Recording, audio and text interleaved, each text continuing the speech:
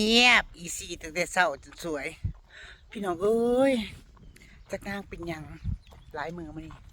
หลายมือเลยเด้ค่อนข้างเป็นทิศเลยนางสีค่อนข้างรับยากพี่น้อง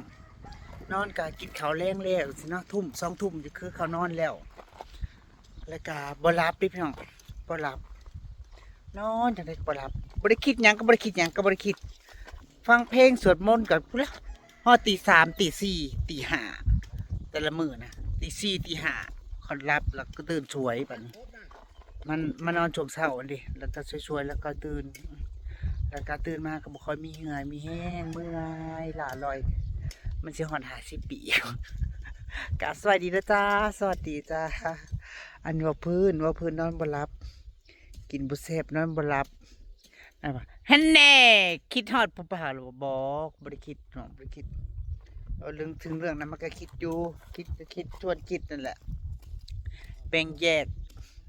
จากแบ่งแยกอยู่จ้าแม่นอยู่จักแบ่งแยกกันหน้าที่กันง่ายคือการถ่ายคลิปนี่แหละเรียกงานตื่นมาก็อยู่ในชวนนี่แหละพี่น้องเอ้ยออกส่วนนั้นก็ส่วนนี้บ่สั่นก็นี่แหละมาเบิ่งอันเป็นคล้ายๆก็เจ้าให้คนมาเฮ็ดหัวให้พี่น้องก็เลยอยากมาเว้านำว่าอันโอเคบ่ถ้านางจ้างไปเฮ็ดหัวให้นางต่อเด้อพี่น้องฟังของ200เด้อฟังของ200เพิ่นใส่ตะนางอันนั้นเนาะตะนางย่างแล้วก็ใส่แค่น้ำมักจับเนาะนางเลยแบบว่าคิดอยากใส่ตะนางเล็กแล้วใส่เสาปูนเลยเพราะหยังเพราะว่าเป็ดไก่เนี่ยมันบูเข้ามาแล้วมันสิปลูกหยังมันก็ปลูกบ่ได้นี่พี่น้องนางปลูกหยังมันก็ขึ้นมาสะเขี่ยลงสิก็เลยว่าสิเฮ็ดให้มันแล้วก็เลยสิมาถามอ้ายเพิ่นนะเนาะว่าโอเคบ่พอพ่อใหญ่เลิศนั่นเราก็บ่ได้ว่างเด้พ่อใหญ่เลิศเราก็ไปเฮ็ดงานไปเฮ็ดเฮือนให้เขาเจ้า2 หม่อง 3 หม่องก็เลยสิมาบอกอ้ายเพิ่นว่าไปขุดสิสั่งเสามาให้มาลงแล้วก็ตัวเสื่อมเดี๋ยวสิยืมพ่อใหญ่เลิศประมาณนี้นะนี่แหละพอในเตี้ยเทียงเราอยู่หันแล้วพี่น้องเทียงเราอยู่พูดที่อามาเคยไปอยู่เคยไปแจกขนมแล้วเคยไปหาลูกสาวตอนงัวเหียเด็กน้องงัวงามงัวหางัวพอกโอ้ยขุดแกล้งเนาะมาขี้หินหล่อนจะมาเห็นจักมือแล้วค่อยเห็นมาเห็นลายมืออะไรนี่นะเป็นอาทิตย์ได้แต่ผู้เนาะทั้งตาทั้งอันนั้นเห็ดอันนี้จ้างเห็ดในฐานนั่นแหละแล้วจ้างเห็ดเท่าไหร่นี่นะโอ้เป็นลัก30 บาทลักละ30อ๋อลักละ30 บาทถังตีหัวต่างหากลักละ30 บาทพังอย่างเดียวบ่พุดถังก้นพังนี่30 บาทเนาะอ๋อคุ้มละ30พี่น้องห้วยหลายคุ้มเติบได้ตั้งแต่ผู้ฮอดพี่บัดดึงก็ตั้งหากบ่พ่อใหญ่ไข่โอ้เรามีเงินจ้างนี่พี่น้องเอ้ยลายคมฮะผ่อนพี่น้องจ้างผ่อนแบบมีแล้วก็ค่อยให้จังสิบ่เงินสิ้นเดือนเราจะขอลูกแล้วมันใกล้กันไปไก่เงินเคียงเลยพี่น้องลักละ30ลักละ30 บาทความเลิกก็ประมาณ20 เซนเนาะ50ไหน50 เซนครึ่งเม็ดปอดพี่น้องผัดมาขี้หินหลอนเพื่อสิได้30 บาทก็เติมนึงเนาะว้ายห้องเฮาได้จ้ะซึ่งหากใหม่เฮามาสิมาบอกเจ้าคือกันบอกยังเฮ็ดหัวต่อ200เด้เขาบอกอ้อยนั่นที่คือออกนะได้บ่เป็นยังเฮ็ดเฮาสิลงเสาปูนเบิดแล้วก็ใส่น้ำจะใส่เส้นใส่ตะไคร้เล็กดิเนื้อเชื่อมเฮาก็มีอยู่เนื้อเชื่อมกันนะคือเอารถเอากระท่อมเขานี่มันบ่ฮื้อแล้วก็สิเฮาบัดสิฮื้อเบิดบัดนี้สิฮื้อเบิดแถบเลยสิเอาลักหัวออกสิใส่เสาปูนบัดนี้พ่อค่อยสิใส่ตารางเล็กเพราะว่าต้องใส่เด้เพราะค่อยปลูกนั่นปลูกนี่บ่ได้ปลูกผักปลูกหยังบ่ได้เด้ไก่มันเข้ามาไก่มันช้าเลยว่าอยากมาบอกไปหางานไก่นี่คือเพราะว่าคุ้มมีหยังนั้นมันมีแล้วเขาก้นเบิดแล้ว เฮาถอนคุ้มเก่าออกได้แค่เฮา เปลี่ยนลักปูน เปลี่ยนลักลงไปแล้วเฮาก็เทปูนลงแค่นั้นเอง ได้ แค่ให้ความสูงมันซ้ำกันนะเด้ไม่เงี้ย ใช่รับเลยนิ่งเชือกเอาแล้วนิ่งหัวมัน มันสูงตัดดอกลังเทือกอะบ่ตัดเล็กๆเนาะปูนเนาะ ปูนพจิตัดได้ บ่ฮู้ว่าเขาวัดหรือเปล่านะตอนเขา เพียงเลยดีเนาะ คันมันบ่ถึงระดับเขาก็ขุดเอาอีกเพิ่ม เพียงงามได้ใจอยู่แล้ว ระยะห่างเนาะระยะห่างค่อยว่า บ่ขุดเก่ามันจะห่างได้อยู่แต่ว่ามันคันมันหัวมันสูงหัวมันต่ำเขาก็ขุดลงตัวใดมันสูง อืม ให้มันสำคัญเขาว่าหาจากไหนมันสำคัญ แล้วมันจะสุดลงลุ้นขึ้นมาตัวนั้น นุ่งขึ้นไปจะไปตื่นพอดี เอาตัวมันต่ำเนาะ ค่าจ้างเขาก็ค่อยว่ากันเนาะถ้าเฮ็ดดีเขาก็ค่อยให้เงินน่ะเด้เฮ็ดบ่ดีเขาก็ด่าพร้อมบ่ให้เงินพร้อมนี่นะเนาะ ได้ เออ แต่สั่งทำทำไมวะ น้ำบอกยังฉางทางใหม่เนาะขุดเอียงลงไปก็กินอันนั้นพ่อใหญ่อันนี้พี่น้องเอ้ย บ่หัวหยางก็มันคือ กินลองเบิ่งดู มันนอนคือหัวมันสิดอก หัวเนี่ยประชงดิเพื่อประชง กินไปกินมาพอดีคุดคุมพอดีตัวเองนั่นนี่นะให้มันลมตัวเองเด้อ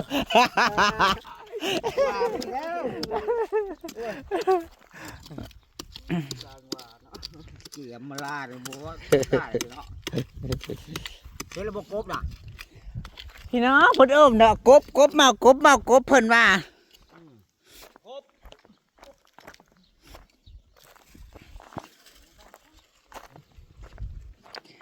จะไปลักกบผู้ใดมานี่กบไผนี่ฮะเทนรอบน้องนี่2ตัวเท่าไหร่นี่นะ10 บาทซะ2ตัว1ตัวละ5 บาทเว้ยถ้าโลนึงมันก็เป็นเป็น10พุ่นโอ้ยพอแล้วค่าตัวใหญ่น่ะ ไม่ได้เขาไปเช้ามัน ขายให้ลูกให้หลานให้พี่ให้น้องบ้านไก่เฮือนเคียง อาศัยกันได้ 9 บาทซะ ให้กันกินซื่อๆก็ยังดีได้สิให้กินตัวหนึงก็กินฟรีก็บ่ได้ที่อยากได้งอกได้เงินอยู่โอ้คุดก็บ่แม่นว่าสิเลิกสิลาคุดก็คุดในน้องหมู่เอามาขายให้หมู่อีกโอ้ยนี่ มันสมควรชื่ออยู่บ่ อย่ามาลามึงนี่เรื่องมากเนาะก็เว้าเล่นเว้าหัวนี่ล่ะมือเพิ่นมาตัดไม้ให้นางในสวนนำเพิ่นบอกอีกราคาหนึ่งยังนางยังให้อีกราคาหนึ่งก็เฮ็ดอันนี้อยู่เราเฮ็ดดีโอเคพี่น้องเอ้ยเราเฮ็ดดีกว่าโอเคใครก็จ้างผู้ดีคือผู้บ่ดีวะ ขอบใจ เอาแถมอีกค่ะ ขอบใจเอามา ใบที่สอง ไปที่สองอาชีพขอบใจหลายๆ จากซองหนึ่งได้3 ซอง ขอใครจะถูกจากซองหนึ่งได้3 ซองสิเมื่อไว้อ้อมพี่น้องอันนี้ยังห้อยนก นกกระทาน กกระทาพี่น้องมาเบิ่งนกกระทามันก็จะประมาณนี้นะพี่น้องอ๋อนี่ ปูมีเหยื่อ อ๋อเอา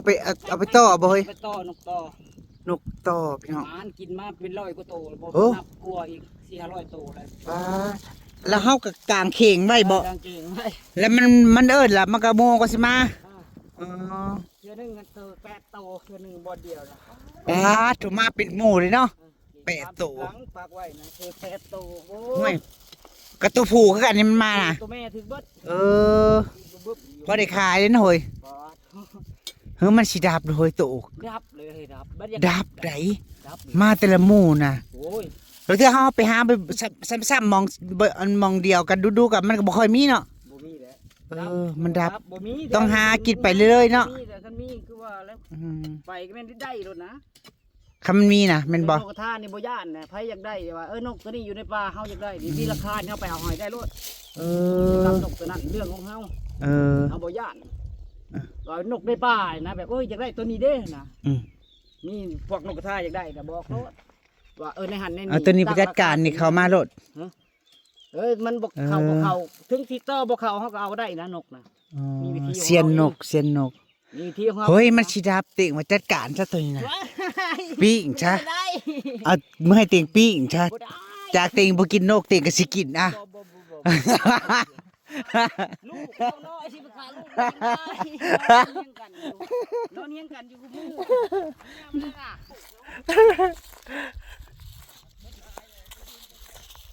ลูกว่าสันเมียทั้งเมียทั้งลูกกันแหละยามนอนก็จะนอนเฮียงกันว่าสันคนในบ้านนะพี่น้องบ้านตุกขามนี่บ้านสีเหลืองๆบ้านตุกขามบ้านนางนี่แหละผู้ต่อนกนี่กับหมู่รุ่นสมัยเรียนหมู่รุ่นสมัยเรียนหมู่รุ่นเดียวกันคือว่ารุ่นเดียวกันเขาคือเถ่ากูเนาะลองเธอคิดนะพี่น้องบ่ฮู้ว่าตัวเองเถ่าเบิ่งเขาก็เบิ่งกูประมาณเขาก็เถ่าเอาอย่างนางกับแม่ต้องทำนี่นะอำมาลาบ่มีแล้วค่อยอันแม่ต้องทำเนาะบางเตือนแขกคนมาผู้เขาวงจักเขายังว่านางมันเป็นเอื้อยเป็นพี่นางเป็นพี่อำมาลาเป็นพี่สาวนางประมาณนี้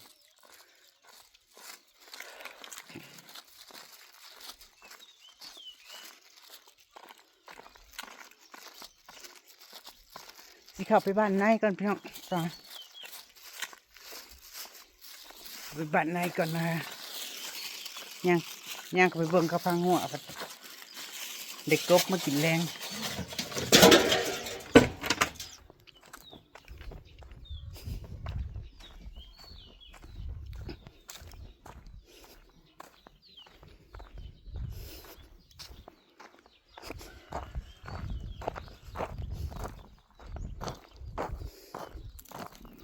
ตัดเลยได้จักพื้นได้14พื้นจ้าเอาเจ้าในเจ้าไหม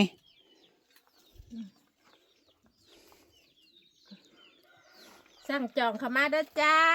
สบายดีจ้า พยากได้ เพจรุ่นนะ เนาะ จ้า พยากได้เป็นของฝากเป็นตามงานเนาะ ฝกของต้อนได้เด้อจ้า เป็นของสำรวยเด้อพี่น้องยามมีการมีงานบุญงานอิหยังต้อนรับผู้ใหญ่อหยังประมาณนั้นพี่น้องเท่ากับอำมาลาก็ยังได้นะ FC เพิ่นซื้อให้2ผืนอยู่ในเฮือนนะจ๊ะเลือกได้จะสีใดก็เลือกได้นะจ๊ะ มีหลายสีให้เลือกจ้า 10ผืนผืนละ พื้นละ100 บาทจ้า 10ผืน 14 ตำจาก ได้1,400ใช่ไหม เครือที่ ถ้า สา ขาย ม ไป เป็นเครือที่3จ้าเครือที่1กับ ใช้เวลาจักมื้อ โอ้3 อาทิตย์เฮ้ยตัวนี้ โอ้3 อาทิตย์เนาะเอ้ยเพื่อสิได้เงินมา100นี่บ่ได้ขี้ได้เนาะ ตั้มทั้งหมด เอ้ยพี่น้องเอ้ย โอ้ย อย่าถูกบ่มีไผได้ดูถูกเงินนะพี่น้องเอ้ยนอกจากคนรวยๆนี่หรอ เพื่อจะได้เงิน100 บาท ไปซื้อเงิน100 บาทนั่งจนว่ากดบวมพุ่นล่ะจ้ะ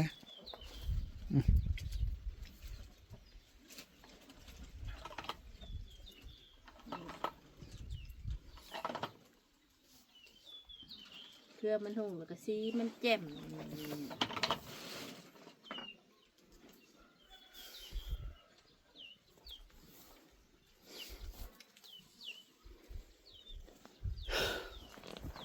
ว่าสิเข้าไปในบ้านพี่น้องนางเมื่อยเพิ่นเอารถไปค่ำๆเล็กน้อยเพิ่นมี FC เลี้ยงปิ้งเพิ่นว่าสิเข้าไปปิ้งกินปิ้งน้ำข้าวเช้าวัน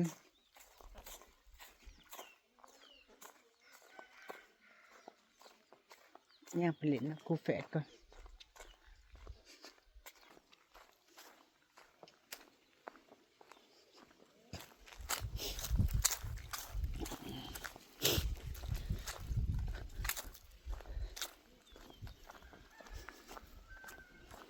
เริ่มแห้งกุนๆแล้วพี่น้องเอ้ย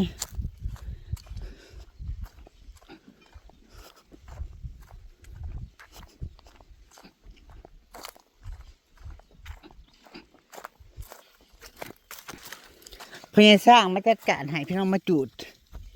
กล่องเท่านี้ยังๆนะจ๊ะ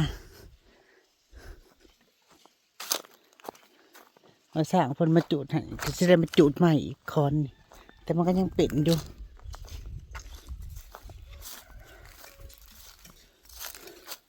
ปฐมดิบมันจะบริขั่วออกบ่พี่น้องนี่เหงาใหม่นะมันจะหลุดมาขั่วออกบ่ ปฐมวะเนาะอันนี้ต้องจูดด้วยพี่น้องจูดรอยจังหวะบ่ค่อยลมก่อนจะจูด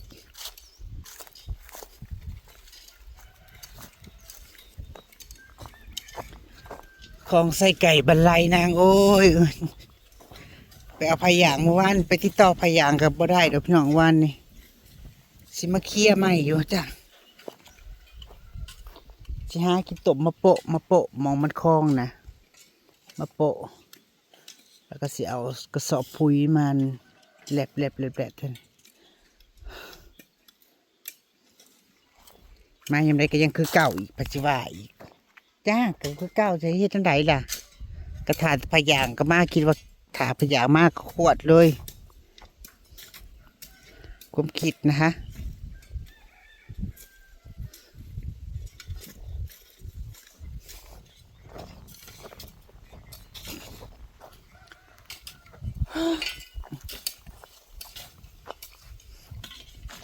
ปล่อยน้ำไว้เดี๋ยวพวกนี้น้อยอย่าปล่อยน้ำไว้เด้อปล่อยน้ำไว้แล้วมันเป็นห้อยตีนสิลงไปเคลียร์คือเก่าอีกอันนี้ปล่อยน้ำไว้แล้วเป็นห้อยตีนไม่น้องนะเป็นห้อยเท่านะมันได้รูปเลยสิเด็บลงไปเคลียร์ไม่อีกบาดนี่นะ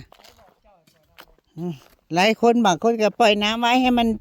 อันนี้ให้มันแน่น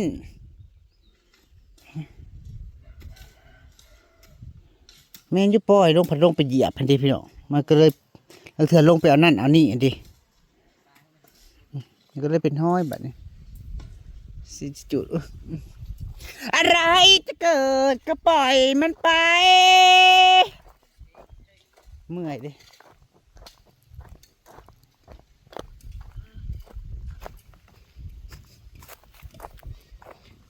สูงบัดลงทางนับพญาเดินไปต่ำไปน้องพี่เพียงหนาแข้งปูเพียงหัวเข่าได้นะจากดินพญาเดินกับดินบ่อยนะความสูงมันสั้นลงไปนั่นนี่ดิของนางได้ส่วนสูงนี่ถ้าจังว่าอีกจะไกลจะสีถมถาเบิกเสื้อมาก่อนก็ได้หมู่เป็นหมู่เห็ดนั่นเห็ดนี่นะพี่น้อง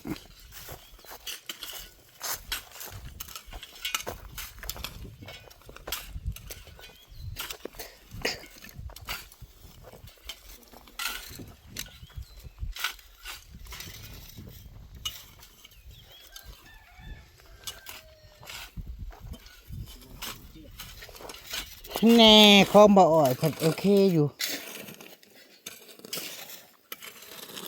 เพื่อเห็ดสลบลงเลยพี่น้อง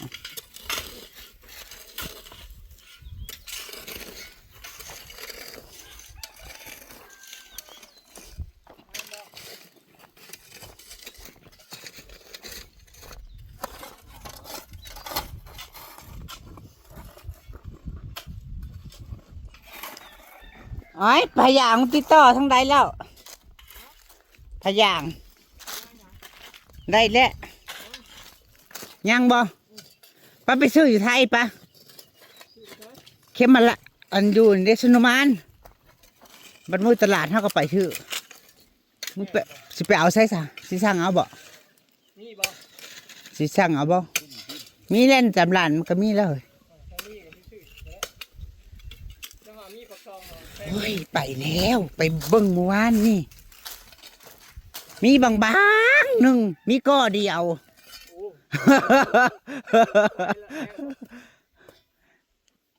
มันต้องบ้าน้าระดับ500พอ เนาะ ใช่ได้เป็น10ปีเหรอ สั้นก็4 จุด ไม่ค่อนบ่ 500ไม่ค่อน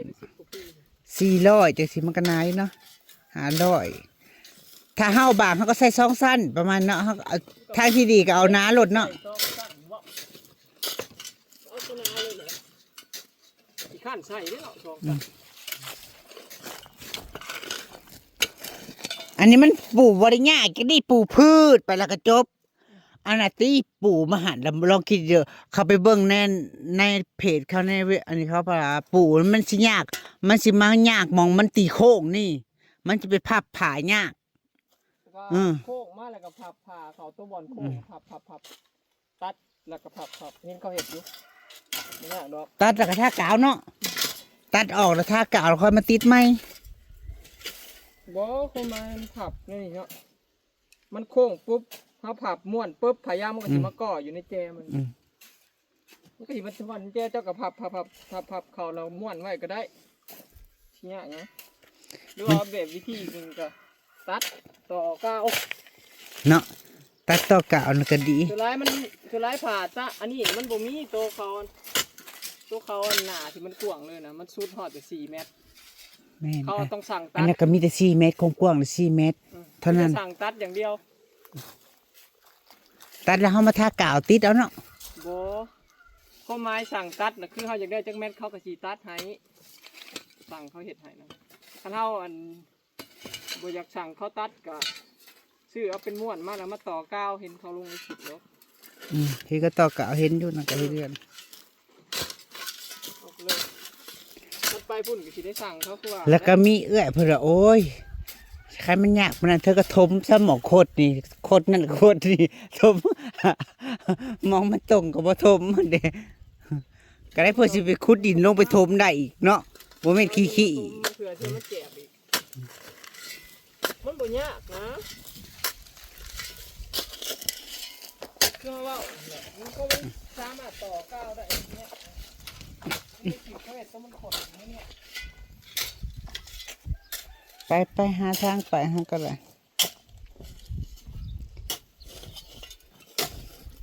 ของไส้ไก่บรรลัย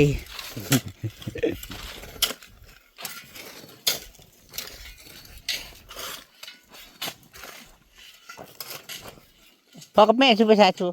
นี่แหละหัวพี่น้องก็สิได้เอาออกเนาะดื้อออกนางอยากใส่สาปูแล้วก็ใส่ตะนาง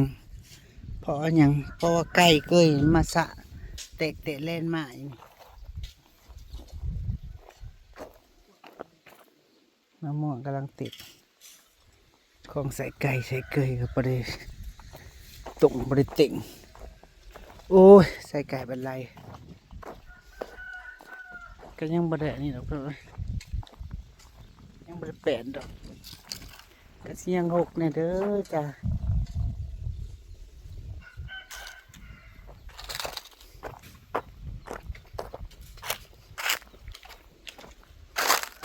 สิไปต่อคือว่าพ่อสำนีเว้ามาติ